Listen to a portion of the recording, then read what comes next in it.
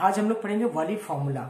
वाली फॉर्मूला इसको हम रिडक्शन फॉर्मूला भी बोलते हैं इंटीग्रेशन का। जब बहुत ही बड़े पावर है, जैसे साइन पावर 7x आ गया, साइन पावर 15x आ गया, साइन पावर 25x आ गया, इस तरीके से वैल्यू को सॉल्व करने के लिए हम लोग वाली फॉर्मूला का यूज करते हैं, रिडक्शन फॉर्मूला जिसका नाम है। ठीक है, तो बेटे इसमें हमारे पास कुछ रूल है। वाली जी एक मैथमेटिशियन थे, उन्होंने बताया था, तो रूल हमें याद करना पड़ेगा। इस रूल को देख करके आप तो डर गए होंगे कि भाई ये क्या आ गया। अरे कुछ भी नहीं है, बस इसमें आप केवल समझो ध्यान से। अगर साइन का पावर mx और कॉस पावर nx और mn belongs to natural number, यानी कि आपका नेगेटिव इंटीजर नहीं होना चाहिए और ना तो फ्रैक्शन होना चाहिए, ये नेचुरल नंबर ही होना चाहिए। ठीक है, और कंपलसरी है 0 π/2, ये कंपलसरी है। नीचे 0 हो, ऊपर π/2। एनडीए में बहुत ज्यादा क्वेश्चन कभी कभी हर साल लगभग आ ही जाता है वाली फॉर्मूला पे। बच्चे अगर वाली फॉर्मूला नहीं जानते तो छोड़ के आ जाते हैं, लेकिन अगर आप जानते हो तो तुरंत करके आओगे। और बहुत शॉर्ट ट्रिक है बेटे इसका, ये शॉर्ट ट्रिक है। वाली ने शॉर्ट ट्रिक दिया था, बहुत बड़े आप कैलकुलेशन करोगे साइन पावर 4x, यहां से शुरू करोगे पूरा बोर्ड भर जाएगा साइन पावर 4x। वाली फॉर्मूले से करोगे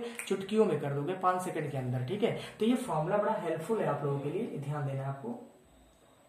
m and n not even, m और n आपका इवन अगर नहीं है तो मतलब ये भी हो सकता है पावर 4 पावर 3, या इसका पावर 3 इसका पावर 4, ऐसा हो सकता है 3 3 हो जाए। आ रहा समझ में, ऐसे हो सकते हैं आपके। ठीक है, तो ऐसे कंडीशन को हम सॉल्व कैसे करेंगे, इसके लिए देखो ये m-1 m-3, ये जो पावर है 1 माइनस फिर 2 डिफरेंस लेकर के माइनस करेंगे, लास्ट में 1 आएगा। सिंपल सी बात है, जब आप m लेके चलोगे तो 1 मिलेगा, या तो फिर यह 2 और 1 दोनों में से कोई भी मिल सकता है जब आपका 2 2 का गैप है। और यहाँ पे इन दोनों पावर को ऐड करेंगे, फिर 2 2 माइनस करते चले जाएंगे। ये थोड़ा समझने में आपको दिक्कत होगी, बस आपको माइंड में रखना है। अभी मैं इससे समझाऊंगा, पूरी तरह समझ में आ जाएगा। देखो कैसे करेंगे, ध्यान से देखना बेटे। 0 से π/2 sine power 4 cos cube x, यानी कि ये वाली फॉर्मूले से हम लोग इसको सॉल्व कर सकते हैं। पावर 4 है, पावर 3 है, दोनों इवन होंगे तब तो अलग कॉन्सेप्ट है। अगर हमारा एक ऑड एक इवन या फिर दोनों ऑड है तो आपके पास ये कॉन्सेप्ट अप्लाई करोगे। आप कैसे सॉल्व करना है ध्यान से देखना है। इसमें आपको करना क्या है, इसमें जो m है ना 4 पावर, इसमें 1 माइनस करो तो 4 माइनस 1 कितना हो गया, 3 हो गया, मल्टीप्लाई। फिर 4 में कितना माइनस करोगे, 3। ये जो 4 है ना, 4 माइनस 1 4 माइनस 3 1, बस इसके आगे नहीं जाओगे। अगर आप इसके आगे जाओगे तब तो नेगेटिव हो जाएगा, नेगेटिव 0 में नहीं ले जाना है आपको। 4 माइनस 1 3 और फिर 4 माइनस 3 1, ये हो जाएगा। आगे आगे की जरूरत नहीं है। देखो 1 आया ना लास्ट में, इन्होंने बोला या तो 2 आएगा या तो 1 आएगा। ये तो मैंने m के लिए लिखा, अब ऐसे n के लिए लिख लो। n में हमारा 3 है तो 3 माइनस 1 कितना हो गया आपका 2, और फिर आपका 3 माइनस 3 0 हो जाएगा, वो नहीं लिखना है। मैंने अभी बताया या तो लास्ट में 2 आएगा या तो 1 आएगा, इसमें भी लास्ट में 2 आएगा या तो 1 आएगा, डिवाइडेड बाई। अब क्या करना है आपको, m प्लस n, मतलब इस 4 और 3 को ऐड करना है। तो 4 और 3 कितना हो गया, 7 हो गया।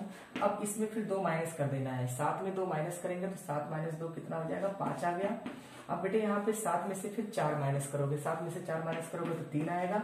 उसके बाद नहीं जाओगे, क्यों, उसके बाद अगर आप देखो 7 माइनस, हाँ जाएगा 7 माइनस 5, 7 माइनस 5 कितना हो जाएगा, 2 हो जाएगा। फिर से देखना बेटे, 4 3 7, 7 हो गया। 7 माइनस 2 इज इक्वल टू 5, फिर 7 माइनस 4 इज इक्वल टू 3, फिर 7 माइनस आपके पास क्या आएगा, 2 2 4 6 आएगा, 2 4 6 आएगा तो 1 आएगा यहाँ पे ना।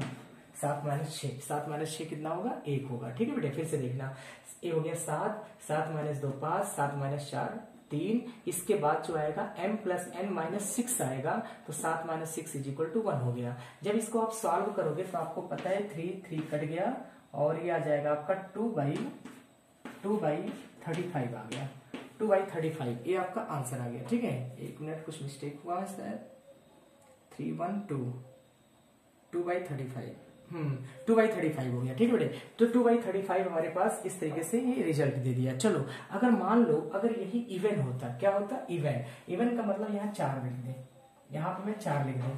ठीक है, तो अब क्या करेंगे, जब इवन होगा तो कुछ करना नहीं है आपको, यहाँ π/2 लिख देना है। क्या लिख देना है, π/2 लिख देना है। जब इवन होगा आपका तो ये आपका π/2 हो जाएगा। ठीक है, अब जैसे देखो यहाँ पे इवन के लिए बेटे, इवन के लिए हम क्या काम करेंगे, देखो इवन के लिए हमारे पास जो आएगा, इवन के लिए 4 माइनस 1 3, और फिर उसके बाद 4 माइनस 3 कितना हो जाएगा आपका, ये ध्यान से देखना, 4 माइनस 1 3, और 4 माइनस 3 इज इक्वल टू 1, फिर 4 माइनस 3 और फिर आपका 1 आ गया। ठीक है, अब 4 4 कितना हो गया आपका 8, 4 4 कितना हो गया 8, और जब 8 आप लिखोगे यहाँ पे तो 8 माइनस 2 कितना हो जाएगा 6, और फिर 8 माइनस 4 कितना हो जाएगा 4, फिर 8 माइनस 6 कितना हो जाएगा 2।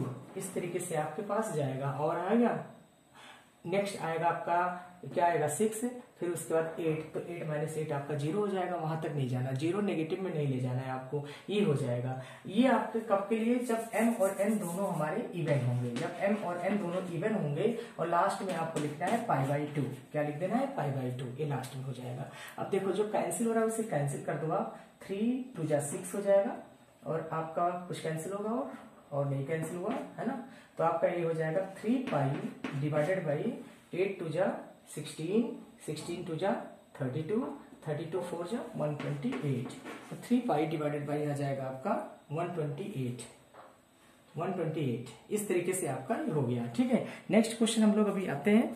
देखो ये हो जाएगा आपका 28 122 इंटू 2 256 आएगा, है ना।